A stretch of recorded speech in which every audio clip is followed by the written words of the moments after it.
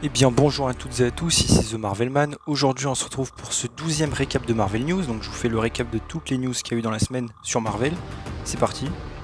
On commence avec Shang-Chi et la légende des 10 anneaux. Alors déjà il y a eu plein de nouveaux posters que je vais vous afficher. Ensuite il y a eu l'avant-première à Los Angeles. Et les avis sont tombés, alors évidemment ils sont ultra positifs comme toujours avec le MCU.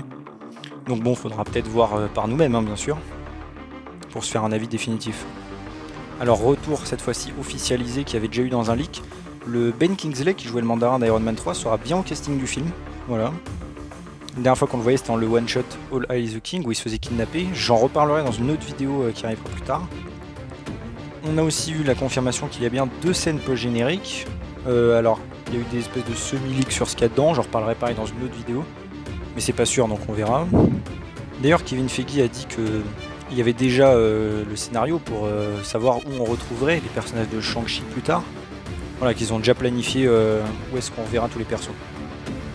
Aussi, il y aura un épisode de Marvel Legends, vous savez, une mini-série là qui résume des trucs du MCU. Il y aura un truc sur les 10 anneaux du coup, suivre un peu leur parcours, etc. Ensuite, on passe à Eternals avec une news un peu surprenante. C'est Kevin Feige, on lui a demandé du coup si le film on le verrait au cinéma ou à la maison, entre guillemets sur Disney+, quoi, en premier access. Et il a dit que lui, ainsi que Chloé Zhao, la directrice, enfin réalisatrice du film, aimerait évidemment qu'on le voit au cinéma, mais qu'on verra comment ça va se passer. Donc ça suggère que peut-être Eternals sera, comme pour Black Widow, à la fois au ciné et sur Disney+, en tout cas dans les autres pays que la France. J'imagine d'ailleurs qu'ils attendront de voir les résultats de Shang-Chi pour se décider, vu que Shang-Chi sera que au cinéma. D'ailleurs on a eu un nouveau trailer évidemment pour Eternals, j'imagine que vous l'avez vu, qui m'a personnellement beaucoup plus hypé que le premier, plus intrigué aussi.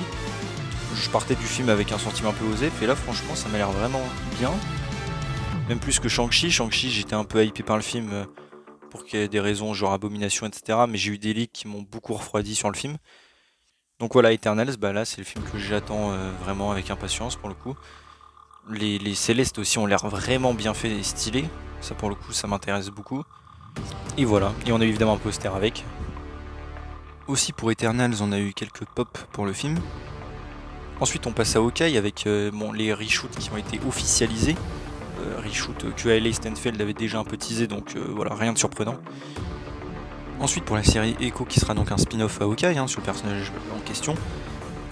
Apparemment donc, même si c'est logique, Charlie Cox serait dans la série en tant que rôle secondaire, évidemment en Daredevil. Toujours le même Daredevil que dans la série, je rappelle. C'est assez cohérent, sachant qu'elle est assez liée à son univers et qu'elle est très liée à Wilson Fisk, qui est l'ennemi principal de Daredevil, qu'on devrait aussi retrouver d'ailleurs. Pour Moon Knight, il y a Oscar Isaac qui a donné une interview parlant évidemment de la série, qu'il avait bien kiffé travailler, etc. Et que la série était très différente des autres trucs de super-héros qu'on voit en général, apparemment même en série. Donc bon, on va voir. Ensuite pour Armor Wars, il y a un scénariste qui a été embauché. C'est Yacine Lester, je sais pas du coup dans quoi il a travaillé, mais bon au moins la série avance. Ensuite pour la série She-Hulk, il y a la coordinatrice des casquettes qui a bien confirmé que la production était cette fois-ci terminée. Pour Black Panther Wakanda Forever, on a eu aussi des images du tournage avec des véhicules militaires, voilà, bon, pas trop de détails. D'ailleurs toujours en lien avec Black Panther 2, mais pour Ironheart, la série, le personnage donc de Riri Williams fera sa première apparition dans le film. Il y avait beaucoup de rumeurs, mais maintenant c'est officiel, Kevin Feige l'a annoncé. Voilà, j'imagine qu'elle sera mise avec Shuri.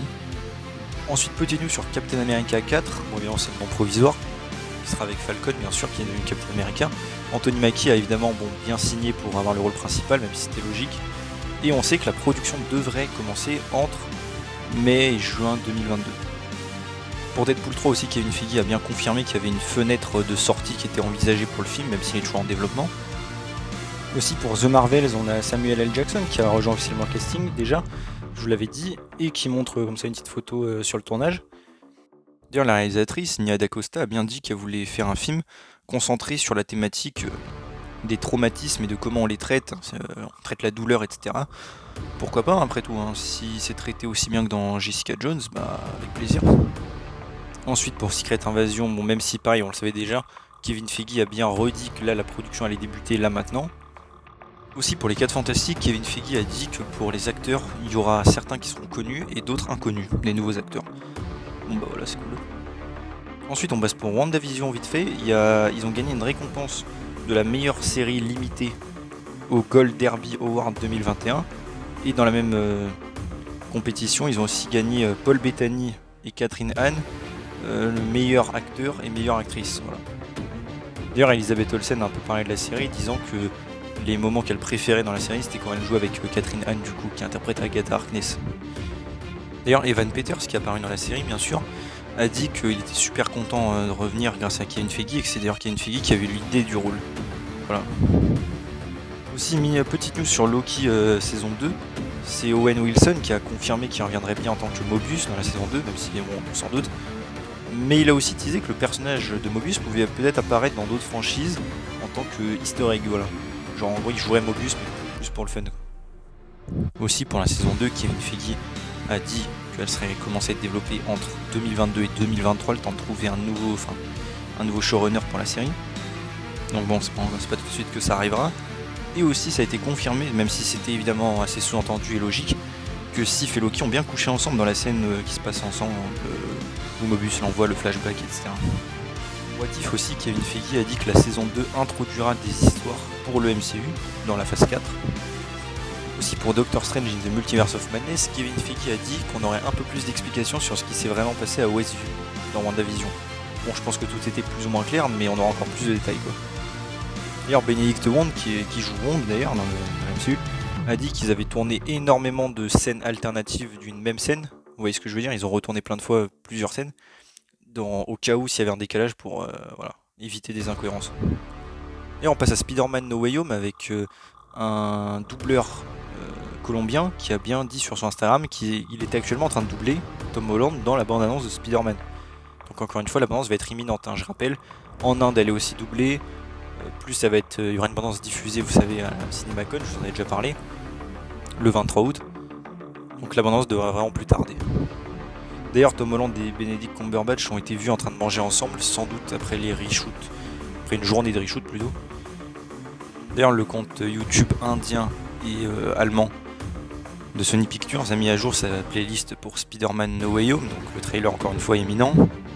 Et Kevin Feige a bien aussi rigolé en disant que le trailer sortirait bien avant le film et que le film n'est pas repoussé contrairement aux rumeurs qu'ils font en ce moment. On a aussi eu dans un magasin apparemment un leak pour une figurine, on a vu avec Tobey Maguire qui serait apparemment en figurine, façon Spider-Man. Alors la photo est peut-être fake, je vois beaucoup de gens qui en parlent, c'est un peu compliqué, certains ont essayé de faire des tests pour voir si ça avait été photoshopé, apparemment non. Bon, je vous le mets, mais encore une fois à prendre avec de giga pincettes, c'est sans doute faux. Mais si c'est vrai, bah, c'est assez intéressant, il aura probablement le même costume.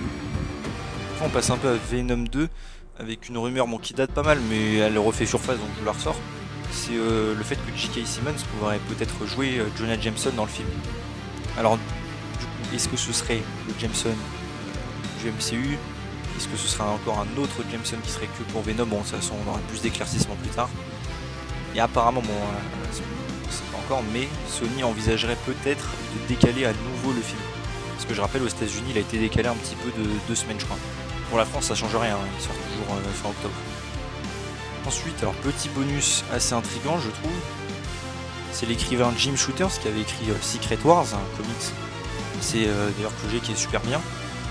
Bah, il a révélé que Marvel l'avait contacté pour avoir les droits d'adaptation pour faire une histoire en live action quoi, de Secret Wars. Je rappelle, c'est une histoire où le Beyonder, un être cosmique, ramène des héros et des vilains là, sur Battle World, une planète qui est créée pour qui s'affrontent et tout. Ça pourrait être super cool, hein, franchement, s'ils le font en film. Et voilà, c'est déjà la fin de ce 12e récap de Marvel News. J'espère que ça vous a plu. N'hésitez pas à vous abonner, liker, partager, activer la cloche, commenter, etc. Et voilà, on se retrouve bientôt pour une nouvelle vidéo. Salut tout le monde.